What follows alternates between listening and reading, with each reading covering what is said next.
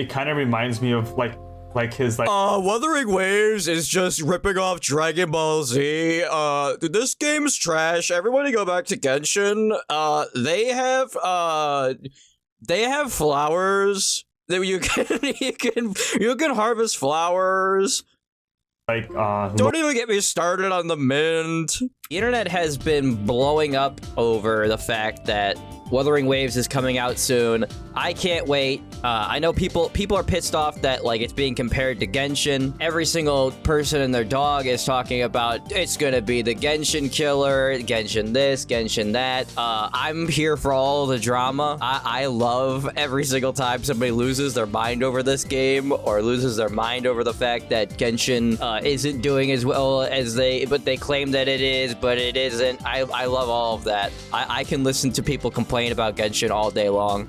I can't wait for Wuthering Waves for one simple fact, and there's a couple simple facts, but the fact that apparently this game's gonna have a skip button for the story, that's a complete win for me. Like, that's just like an instant win for me, because I don't dude, I used to love playing Honkai Star Rail. This last story with Adventurine, dude, it's not even a game anymore. It's just you're just watching a slow dialogue anime movie. Star Rail's not even really, like, the story at least is not even a game anymore. Remember when you were playing through it for the first time and you could literally play for hours and hours and hours, and you would get a new twist to the story, you would get a new area, you would get a new mini game, and now it's just dialogue and story, and then characters die,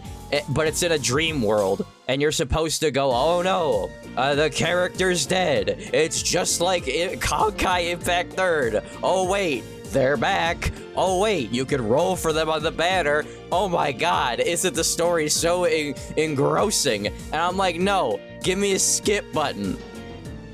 Everybody talks shit about Genshin, about how the story is, oh, it's all it is story, there's no gameplay. And in Star Rail, I feel like Star Rail's becoming the same thing. It's just, hey, don't you like this new Adventurine character? Why don't you learn about him for 8 hours? I'm not gonna lie, I muted the game and I was playing Stellar Blade, and every once in a while I would look back at my main monitor and go, oh, I have a dialogue option.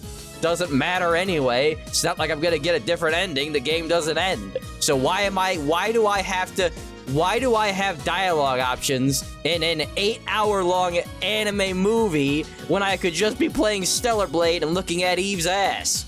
I mean, it's just ridiculous. So if Wuthering Waves has a skip button, which I'm pretty sure it does, Wuthering Waves is gonna be, I might play it as much as I played Star Rail the first time playing through it. Now I just kind of log on and play Stellar Blade until it tells me that I can do the event minigame, and get a bunch of Stellar Jades, and then I don't play the game anymore.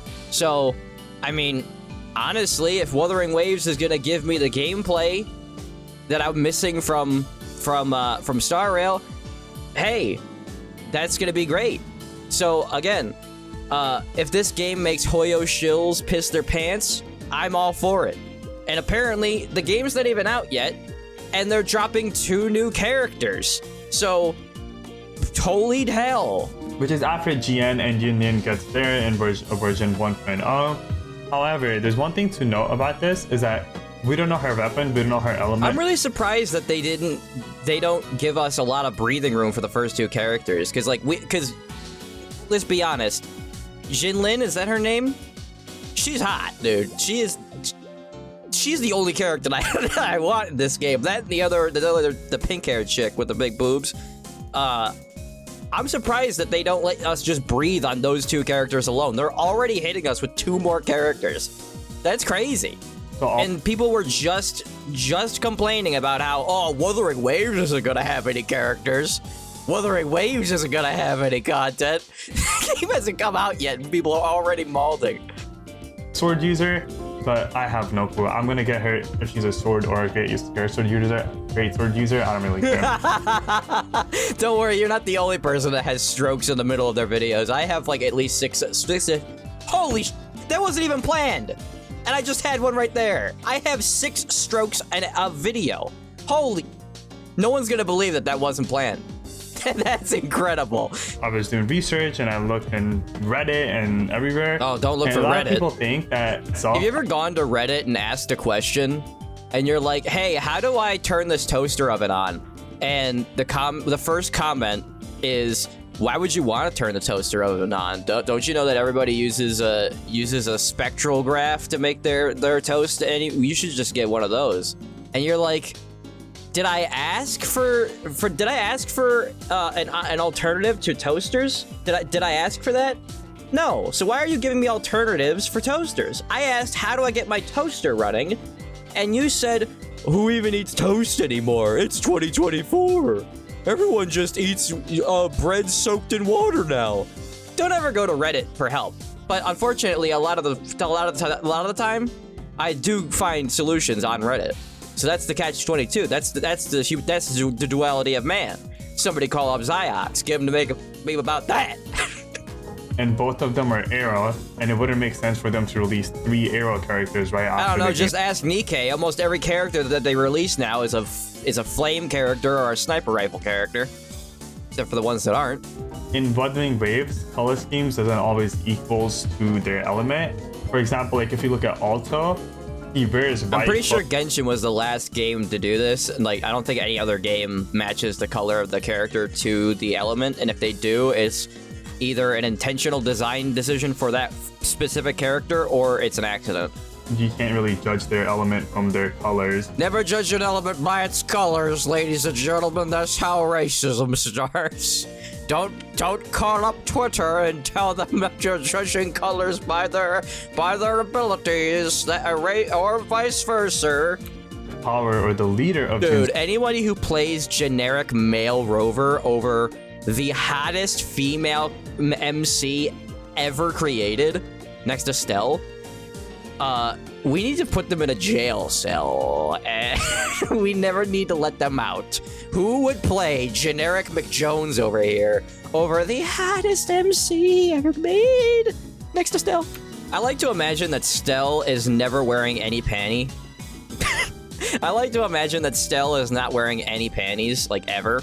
And the character artists for Star Rail, they love this thigh ribbon thing. And I love that they love that thigh ribbon thing, because I love this thigh ribbon thing. But Stell, every time that, like, she's in the story, every time that, like, she talks or, like, you know, I get the vibe that her personality is just kind of like the dumb girl who's never even heard of sex.